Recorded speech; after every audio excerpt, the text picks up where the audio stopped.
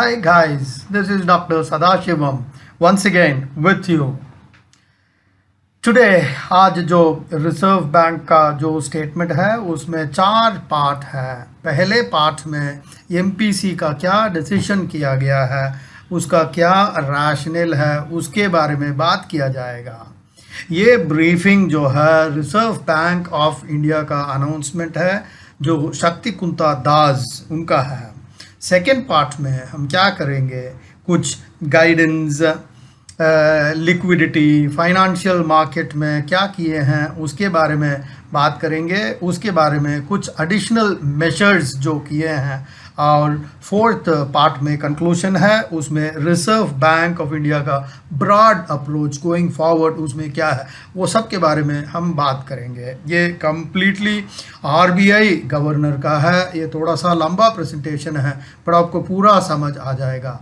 Second, third, fourth को जो है एमपीसी मॉनेटरी पॉलिसी कमेटी का जो मीटिंग हुआ है, और काफ़ी सारे इंडिया का policy, second wave of Covid जो इकानमी में जो असर किया है वो सब के बारे में बात हुई है। और उनका यूनानिमस डिसीजन ये है कि रिपो रेट को अनचेंज्ड रखना है 4% में, और उसमें ये भी डिसाइड किया है यूनानिमसली जो अकोमोडेटिव स्टांस जो आज की डेट में है उसको कंटिन्यू करेंगे as long as it is necessary, क्योंकि ग्रोथ को सस्टेन भी करना है, रिवाइव भी करना है, सब कुछ करना है। ये जो कोविड का जो इम्पैक्ट है उसको कम करना है, और इन्फ्लेशन को भी जो है कंट्रोल में रखना है। जो मार्जिनल स्टैंडिंग फैसिलिटी है, जो बैंक रेट्स है वो सब अनचेंज्ड है, 4.25% में रहेगा। रिवर्स रिपो रेट भी 3.35 में रहेगा, उसमें कोई चेंज नहीं है। एमपीसी मीटिंग जो अप्रैल में होने के बाद सेकेंड वेव ऑफ कोविड काफ़ी स्टेट्स में फैल गया था, और छोटे छोटे शहरों में भी फैला हुआ है, तो काफ़ी कुछ दिक्कतें हुए हैं, and somehow we have manage to face. और ये सब होने के बाद भी in spite of all these trials and tribulations, it was necessary for the Reserve Bank of India to be very careful, और tough times में tough decisions लेना बहुत ज़रूरी है। ये कहा जाता है कि बड़े बड़े storms जब होता है, पेड़ जो है they take much deeper roots। ये आरबीआई गवर्नर ने बताया, सदाशिवम नहीं बता रहा है। As we confronting the COVID crisis, it has strengthened our capabilities। And एक ग्रीक फिलोसोफर है एपिक्टस, वो ये कहते हैं कि जितना बड़ा प्रॉब्लम है उसको सॉल्व करने में उतना ही मज़ा आ जाता है। चलिए आज एमपीसी का जो रैशनल है वो देखेंगे, और उसमें जो provisional income as announced by the national statistics office, जो इंडिया का रियल जीडीपी कॉन्ट्रैक्शन को 7.3% में रखा है for the year 2021। GDP growth जो है फोर्थ क्वार्टर में 1.6% ईयर ऑन ईयर रहेगा। ये जो साउथ वेस्ट मानसून जो होने वाला है वो ठीक ठाक चलेगा, और उसमें एग्रीकल्चर में काफ़ी सारा प्रोग्रेस होगा, और कोविड कंपैटिबल मॉडल्स जो कॉर्पोरेट कंपनीज में इम्प्लीमेंट किया है, ग्लोबल रिकवरी जो हो रहा है, ये सब चीज़ें हमारे इकोनॉमिक ग्रोथ को रिवाइव करने में टेल विंड रहेगा, मतलब मदद करेगा। दूसरी तरफ आप देखेंगे कोविड इन्फेक्शन जो रूरल एरियाज में जो फैल रहा है, अर्बन डिमांड भी कम होता जा रहा है, ये सब जो है ना कुछ नेगेटिव पॉइंट चल रहा है because of the second wave. जो हेल्थ केयर इंफ्रास्ट्रक्चर में प्रॉब्लम्स है उसको सॉल्व करना है, मेडिकल सप्लाईज को इंक्रीज करना है, वैक्सीनेशन को बढ़ाना है, ये सब करके जो है इकोनॉमिक को थोड़ा सा कंट्रोल में रख सकते हैं। इन्फ्लेशन आप देखेंगे अप्रैल में थोड़ा सा इन्फ्लेशन ज़्यादा हो गया, चलिए कोई बात नहीं है, but of course comfortable buffer stocks है, साउथ वेस्ट मानसून भी आ रहा है, तो ये सब अपना सीरियल प्राइसेस को काफ़ी चेक में रखेगा। और दुनिया में देखेंगे क्रूड ऑयल प्राइसेस भी बढ़ रहा है, कमोडिटी प्राइसेस भी बढ़ रहा है, लॉजिस्टिक्स का कास्ट्स जो है वो भी बढ़ रहा है, ये सब चीज़ें प्राइस प्रेशर्स तो रहेगा, थोड़ा बहुत इन्फ्लेशन तो होगा ही, बट जो वीक डिमांड है इन्फ्लेशन को थोड़ा सा कम कर सकते हैं, कम करा सकता है। But we will look at what the MPC is saying. सभी तरफ से हेल्थ की ज़रूरत है, क्योंकि सेकेंड हाफ ऑफ 2021 में बहुत ज़्यादा प्रॉब्लम होने वाला है। एंड ये इकोनॉमिक को नर्चर करने के लिए दो वो रेकमेंड कुछ किए हैं। अभी जो इन्फ्लेशन है 4% है, उसी चीज़ को रखना है। और ये जो अकोमोडेटिव स्टांस जो चल रहा है उसको थोड़ा सा और 3-4 महीने में चलने देना है, तभी हम कोविड में जो दिक्कतें हैं उसको थोड़ा सा कम किया जा सकता है। इन्फ्लेशन को कंट्रोल में रखना बहुत ज़रूरी है। ये अकोमोडेटिव स्टांस क्या है वो मैं बाद में आपको बताऊंगा, दूसरा एक वीडियो डालूंगा। कुछ डाटा के बारे में बात करेंगे और ये जो एमपीसी का जो असेसमेंट है उनका दिया हुआ डाटा है। अभी सेकेंड वेव ऑफ कोविड जो है कंप्लीटली अनएक्सपेक्टेड हो, इसमें मोर्टालिटी है, मॉर्बिडिटी है, बहुत ज़्यादा है। पिछले साल के फर्स्ट वेव का कोविड के कंपैरिजन में इसका बहुत सारा प्रॉब्लम्स अर्बन में भी हुआ है, रूरल में भी प्रॉब्लम है, लॉकडाउन्स हुआ है, large parts of the country में ये सब हुआ है, कश्मीर से कन्याकुमारी तक। बट फिर भी जैसे पिछले साल कंप्लीट इकोनॉमी स्टैंड स्टिल में आ गया था, पूरा नेशन लॉकडाउन में आ गया था, इस बार नहीं था। क्योंकि ये जो कोविड का इम्पैक्ट जो इकोनॉमी में है वो काफ़ी कम है in comparison to last year. थोड़ा सा मोबिलिटी का रेस्ट्रिक्शंस था बट पॉकेट्स में था, और लोग और बिजनेसेस हम ऑलरेडी अकोमोडेट हो चुके हैं कि ऐसे पैंडमिक में कैसे काम किया जाता है। कुछ हाई फ्रीक्वेंसी इंडिकेटर्स आप देखेंगे, इलेक्ट्रिसिटी कंजम्पशन हो, रेलवे का फ्राइट हो, पोर्ट कार्गो हो, स्टील कंजम्पशन हो, सीमेंट प्रोडक्शन हो, ई वे बिल्स हो, टोल कलेक्शंस हो, थोड़ा सा कम हो। ये हाई फ्रीक्वेंसी इंडिकेटर्स कहा जाता है अप्रैल और मई में सेकेंड वेव की वजह से, क्योंकि मैन्युफैक्चरिंग भी काफ़ी अफेक्ट हो चुका है, बंद हो चुका है, क्योंकि लॉकडाउन रेस्ट्रिक्शंस काफ़ी हुआ है, काफ़ी स्टेट्स में हुआ, महाराष्ट्र, तमिलनाडु। मोबिलिटी इंडिकेटर्स भी काफ़ी कम हुआ है, बट पिछले साल में जो फर्स्ट वेव में हुआ था उससे काफ़ी बेटर है। डोमेस्टिक मॉनेटरी फाइनेंशियल कंडीशंस देखेंगे काफ़ी सपोर्टिव रहा, क्योंकि गवर्नमेंट की काफ़ी सपोर्ट रही थी इसमें। और ये जो वैक्सीनेशन प्रोसेस की जो हम बात कर रहे हैं आने वाले महीनों में ठीक ठाक हो जाएगा और नॉर्मलाइज कर देगा इकोनॉमिक एक्टिविटीज़ को। एक्सटर्नल डिमांड भी काफ़ी स्ट्रेंथन हो रहा है भाई साहब।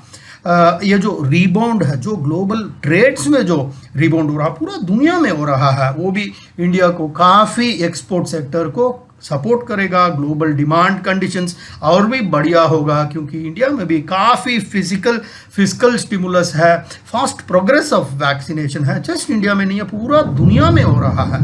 आप इंडिया का एक्सपोर्ट देखेंगे मार्च अप्रैल मई में देखेंगे बहुत बढ़िया तरीके से चल रहा है।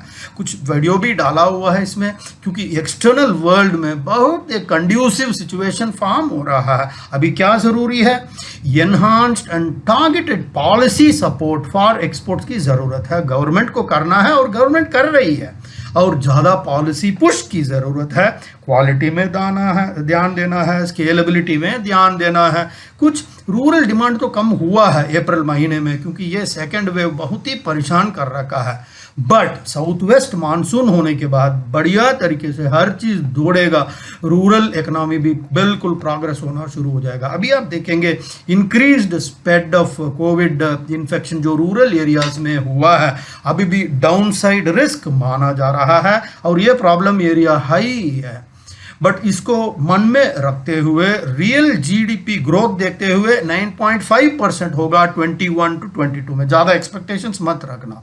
उस पे 18.5% फर्स्ट क्वार्टर में, 7.9 सेकेंड क्वार्टर में होगा, 7.2% थर्ड क्वार्टर में होगा एंड 6.6% फोर्थ क्वार्टर में होगा 2021 to 22 साल में। और इन्फ्लेशन का आउटलुक आप देखेंगे उसमें फेवरेबल बेस इफेक्ट जो था, जो हेडलाइन इन्फ्लेशन कहा जाता है, जो कम करके रखा था 1.2% तक, वो थोड़ा सा फर्स्ट हाफ तक चलता रहेगा।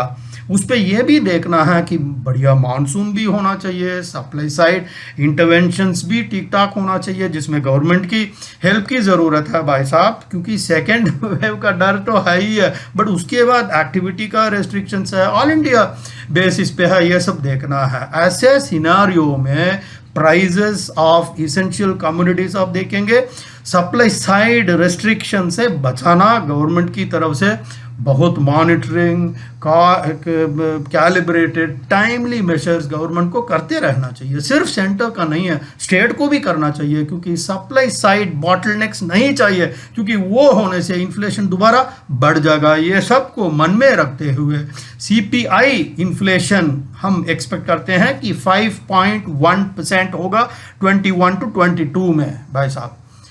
इसमें आप देखेंगे 5.2% फर्स्ट क्वार्टर में रहेगा, इन्फ्लेशन की बात है, 5.4 सेकेंड क्वार्टर में रहेगा, 4.7 थर्ड क्वार्टर में रहेगा एंड 5.3% फोर्थ क्वार्टर 21 to 22 में होगा। उस पे रिस्क से काफ़ी कुछ बैलेंस हो जाता है। और कुछ डाटा आपको मैं बताना चाहता हूं, क्योंकि लिक्विडिटी में गवर्नमेंट क्या क्या कर रहा है, आरबीआई क्या क्या कर रहा है, उसके बारे में हम बात करेंगे।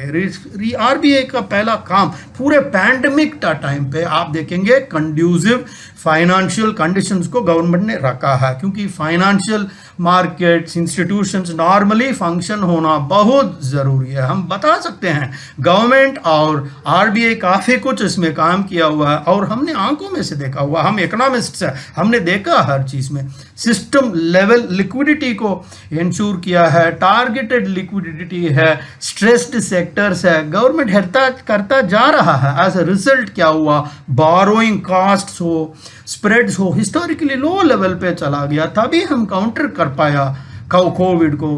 काफ़ी सेक्टर्स को, प्राइवेट बोरोइंग को, बॉन्ड्स हो, डिबेंचर्स को, ये सबको काफ़ी इंसेंटिवाइज किया है लोअर इंटरेस्ट से। रिजर्व मनी भी आप देखेंगे 12.4% इंक्रीज हुआ है, 28 मई का स्टैटिस्टिक्स है। और मनी सप्लाई कहते हैं ना, M3 कहते हैं, वो 9.9% राइज हुआ है। मैं इसके बारे में बाद में बताऊंगा, M1, M2, M3।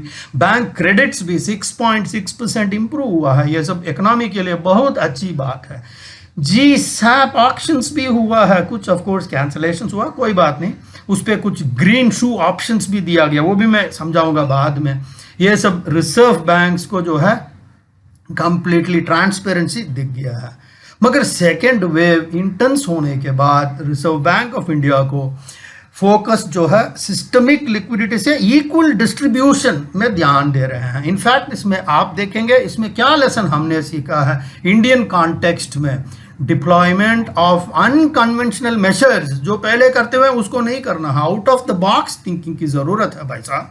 अभी जैसे प्रोएक्टिव एंड प्रीएम्प्टिव अप्रोच जो है मार्केट बेस्ड अप्रोच होनी चाहिए, जैसे भी आरबीआई करता रहा उसको गवर्नमेंट करता रहेगा, ये गारंटी मैं नहीं दे रहा, आरबीआई गवर्नर बता रहे हैं, ये पॉलिटिकल पोस्ट नहीं है। ये जो ऑप्शंस कहते हैं GSAP 1.0, आपको याद होगा आरबीआई गवर्नर ने MPC अप्रैल में जो मीटिंग हुआ उस पर क्लियरली अनाउंस किए हैं, इसमें जो ऑप्शंस है 1.0 उस पर काफ़ी इंटरेस्ट दिखाया है मार्केट पार्टिसिपेंट्स में। इसमें बिड कवर रेशियो देखेंगे 4.1 एंड 3.5 बिड कवर रेशियो दोनों ऑक्शन में हुआ है, बहुत अच्छा सक्सेसफुल है। बिड कवर रेशियो बाद में समझाऊंगा। सेकेंड ऑक्शन का जो टाइम है, जो लिक्विडिटी ड्रेन जो हुआ है, क्योंकि कैश रिजर्व रेशियो को रिस्टोर करने में ये टाइमिंग काफ़ी कॉम्पनसेट करने में काम आया है।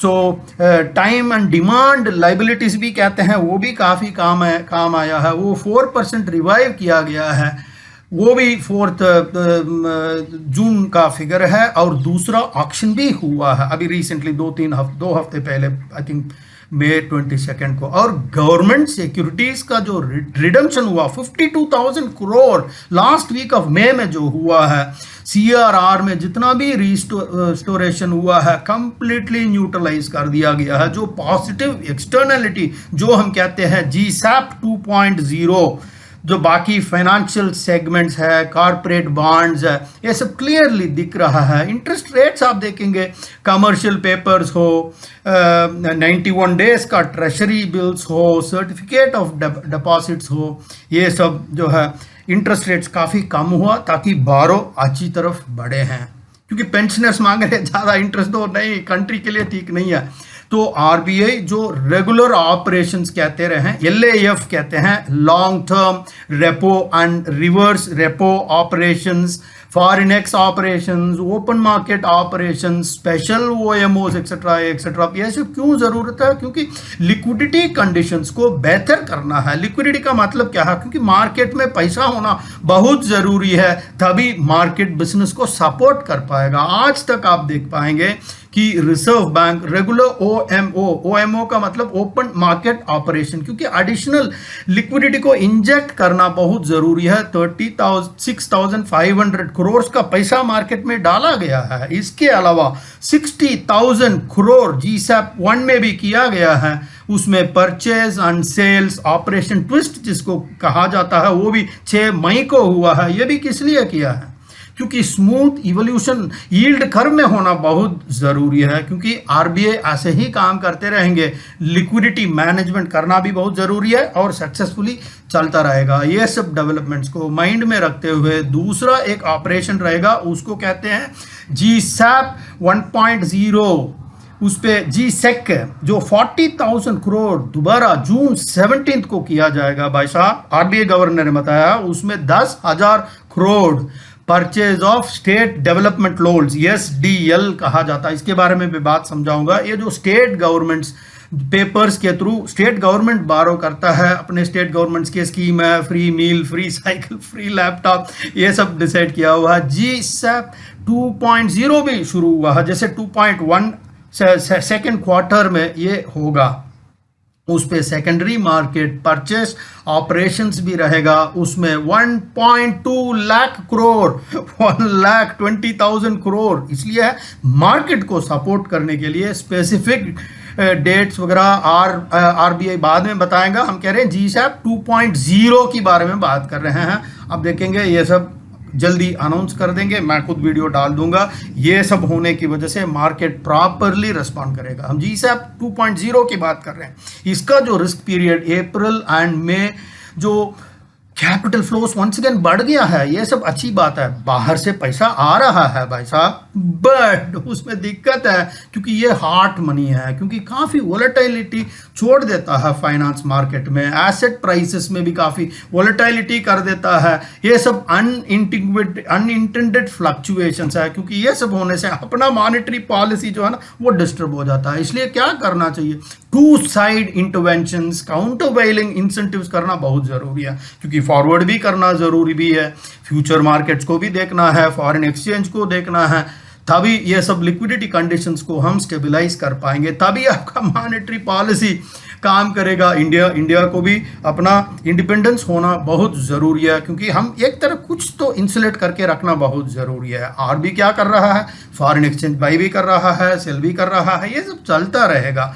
ये सब का जो सक्सेस है, देखिएगा स्टेबिलिटी एंड ऑर्डरलीनेस मार्केट में है, आप देख पाएंगे ये सब चीज़ें हैं। फॉरेन एक्सचेंज आप रुपये का देखिएगा काफ़ी स्ट्रांग है, पिछले 6-7 साल से बिल्कुल ठीक ठाक चल रहा है। ये सब होने से कंट्री का जो बैलेंस शीट बढ़िया चल रहा है, रिजर्व्स बहुत बढ़िया सा अक्यूमुलेट हो रहा है। आज की डेट में फॉरेन रिजर्व्स पता कितना है? $600 बिलियन है। $600 बिलियन हमारे पास है। इसको ऑफिशियली आरबीआई बताएगा। ये मेरे वीडियो को सीरियसली मत लेना, ये प्रॉपर आरबीआई का स्टैटिस्टिक्स आएगा, सर्कुलर आएगा। $600 बिलियन, कोई मजाक है क्या? एक जमाने में इंडिया का जीडीपी इतना था भाई साहब, जब मैं टीएसएम मारुति में था। बहुत अच्छी बात है, ये सब गुड न्यूज़ है, ऑटोमेटिकली नहीं आया है। आप क्या सोच रहे, कोई ये एंजल ने आके करवा दिया क्या? गवर्नमेंट ने किया। ये सब फिगर्स ऑफिशियली आएगा, क्योंकि इस फ्राइडे का फिगर अगले फ्राइडे में आएगा, तो नेक्स्ट फ्राइडे का आरबीआई न्यूज़ आएगा, इकोनॉमिक टाइम्स में आ जाएगा। $600 बिलियन क्रॉस कर चुके होंगे, फॉरेन रिजर्व्स की बात कर रहे हैं।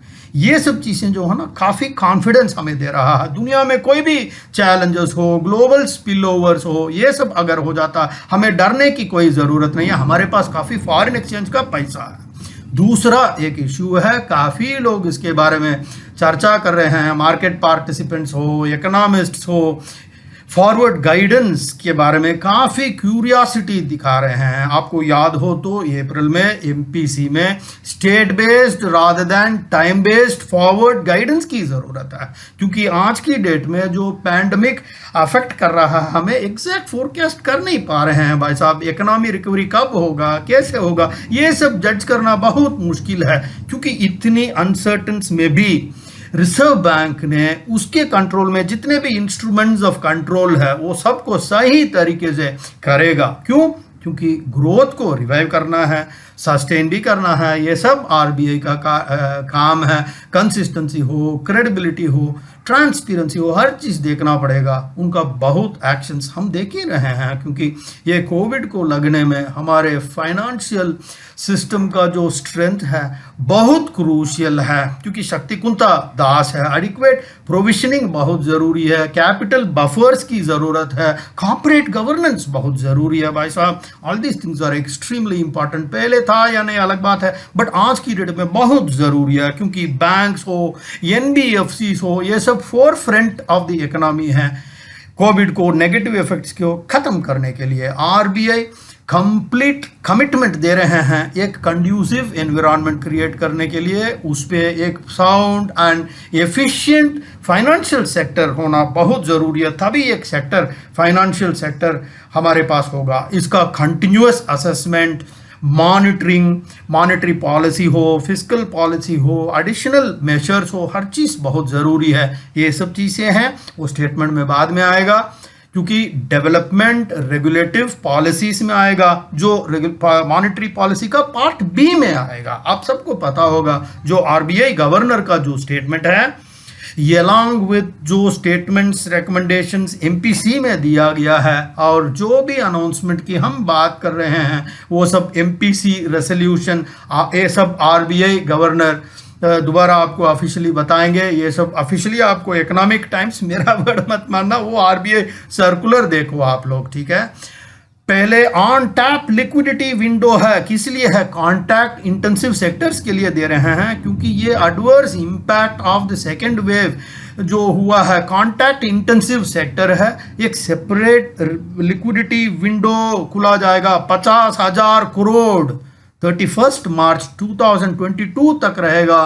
टेनर 3 साल का रहेगा और रेपो रेट में पैसा मिलेगा। इस स्कीम में क्या है, बैंक्स जो है फ्रेश लेंडिंग करते हैं। होटल हो, रेस्टोरेंट है, टूरिज्म हो, travel agent, tour operator, adventure and aviation ancillary services हो, ग्राउंड हैंडलिंग हो, सप्लाई चेन हो, ये काफ़ी सारे सर्विसेज है। प्राइवेट बस ऑपरेटर्स भी इसमें है, कार रिपेयर वाले हैं, हमारे मास वाले भी आगे हैं, service C and F agent, event managers, तंबूराम, ये ब्यूटी पार्लर्स है, हर बंदे इसमें इंसेंटिव्स में आ जाएंगे। बैंक्स को परमिट किया जाएगा उनके पास जितने भी एक्सेस लिक्विडिटी है, जो कोविड लोन बुक कहेंगे, उसको रिजर्व बैंक के साथ पार्क कर सकते हैं। उसमें आपको 25 बेसिस पॉइंट लो रहेगा रिपो रेट से, और दूसरी तरीके से इसको देखेंगे तो 40 बेसिस पॉइंट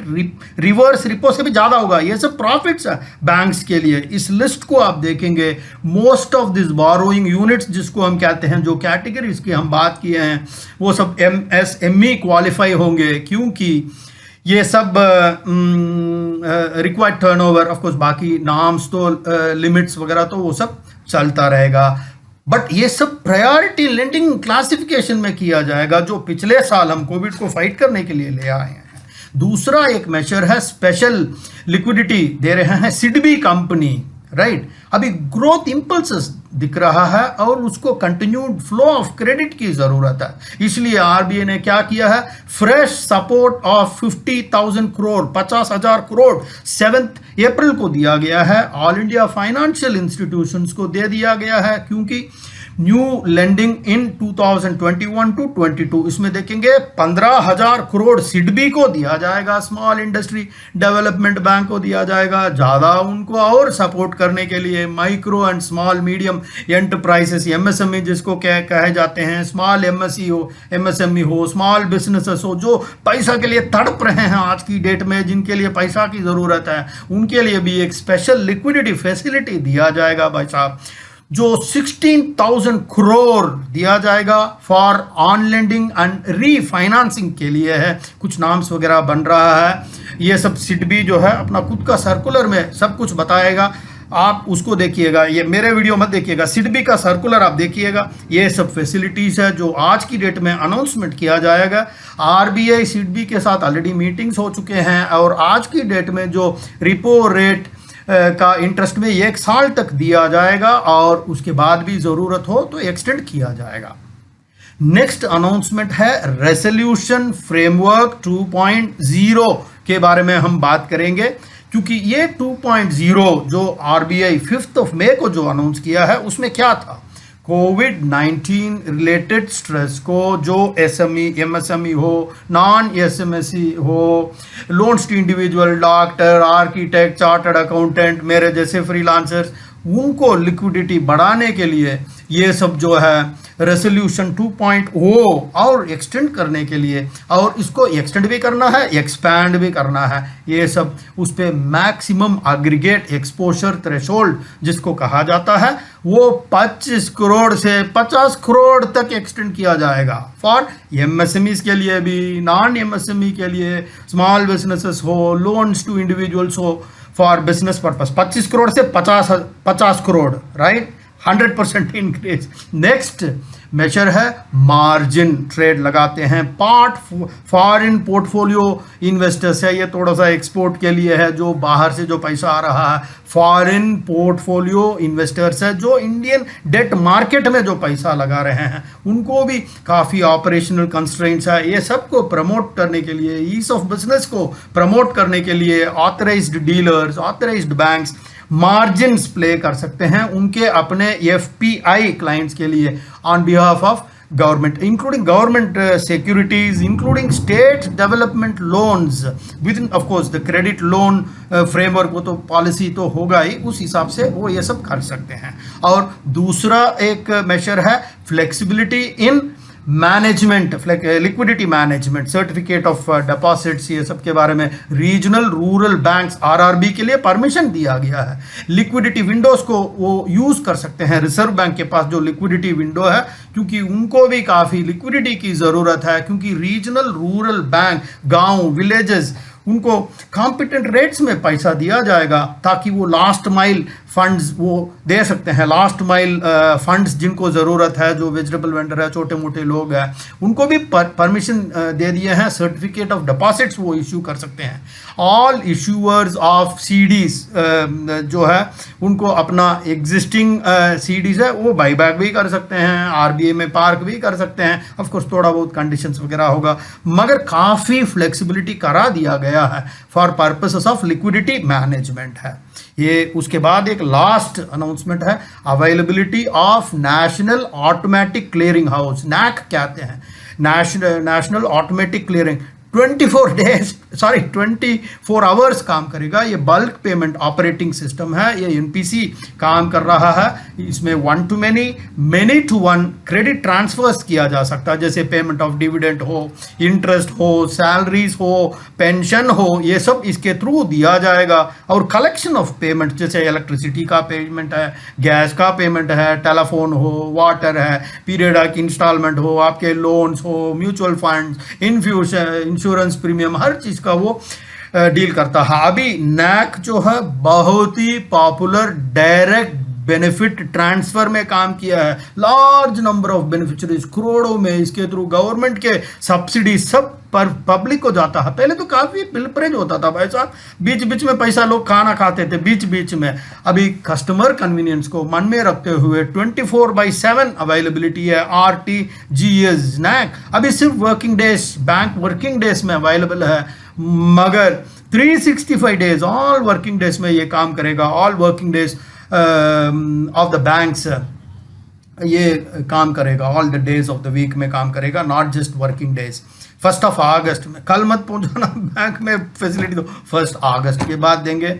बैंक हॉलीडेज का दिन में भी ये सब फैसिलिटीज दिया जाएगा और इसका प्रॉपर इंस्ट्रक्शन सर्कुलर्स वगैरह धीरे धीरे आएंगे, जल्दी मत करना कल मत पहुंचाना, देंगे नहीं यार। तो आरबीआई ये सब कर रहा है पेमेंट सिस्टम में। नाउ आरबीआई क्या करेगा, पिछले साल काफ़ी कुछ काम किया है इन्होंने, फाइनेंस सिस्टम को पैंडमिक से बचाने के लिए काफ़ी कुछ किया है।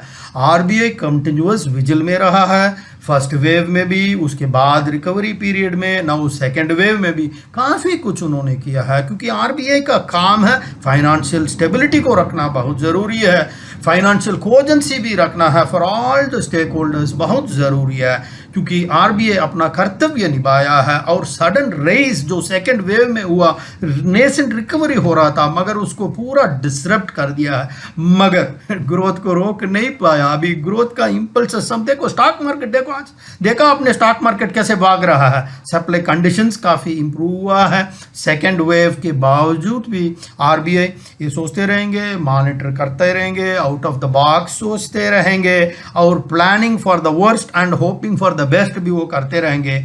बाकी जो भी आज की डेट में जो डिसीजन किया है, ये सब ग्रोथ में हम पहले था, 1-1.5 साल पहले दोबारा वही ग्रोथ पाथ में वापस आ जाएंगे, ये विश्वास आरबीआई गवर्नर दे रहा है। और ये सब जो इंडिया का जो पोजीशन है वर्ल्ड लेवल में और स्ट्रेंथन करेगा, vaccine capital of the world, ये कंप्लीट नैरेटिव को चेंज कर देगा। और आज की डेट में नीड ऑफ द आवर क्या है, क्योंकि करंट सिचुएशन से डरना नहीं है मगर कलेक्टिवली ओवरकम करना बहुत ज़रूरी है। काफ़ी अनसर्टेनिटी है बट उसके अलावा काफ़ी कुछ पॉजिटिव थिंग्स भी हुआ है, इंडोमिटेबल स्पिरिट होना चाहिए, ये सब चीज़ें हमारे में अंदर होना बहुत ज़रूरी है और हमने दिखाया भी है, क्योंकि आरबीआई गवर्नर अप्रिशिएट किया हम सब लोगों को, हमारे रेसिलियंस को, हमारे कन्विक्शन को, हमारे होप को, हर चीज़ उन्होंने अप्रिशिएट किया है। एक महात्मा गांधी का कोट भी उन्होंने कहा, ऑप्टिमिज्म को मैंने कभी नहीं खोया, इवन डार्केस्ट आवर्स में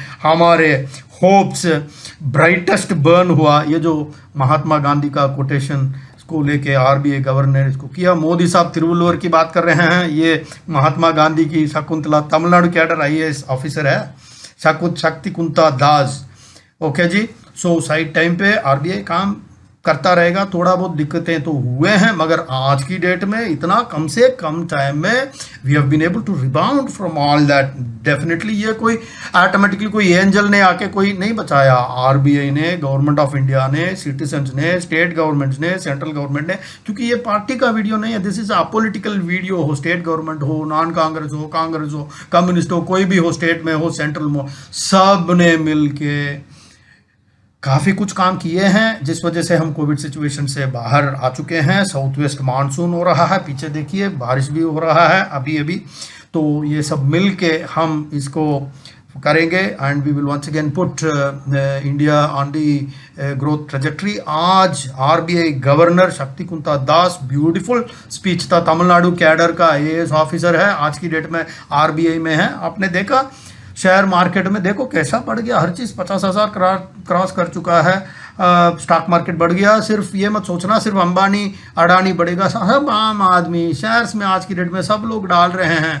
और शेयर का market is a reflection of the companies growth. अगर कंपनी ग्रो हुए हैं तभी लोग उस पर पैसा डाल रहे हैं, और कंपनी ग्रो होंगे वहाँ एम्प्लॉयमेंट अपॉर्चुनिटी जनरेट होगा, उस पर एम्प्लॉयमेंट अपॉर्चुनिटी है तो सैलरी है तो वाइट गुड्स की सेल बढ़ेगी, कार की सेल बढ़ेगी, ट्रक की सेल, हर चीज़ की सेल बढ़ेगी। Okay guys, this is doctor Sadasivam signing off till we meet again. Thank you very much. Jai Hind. See you in the next video. Bye bye.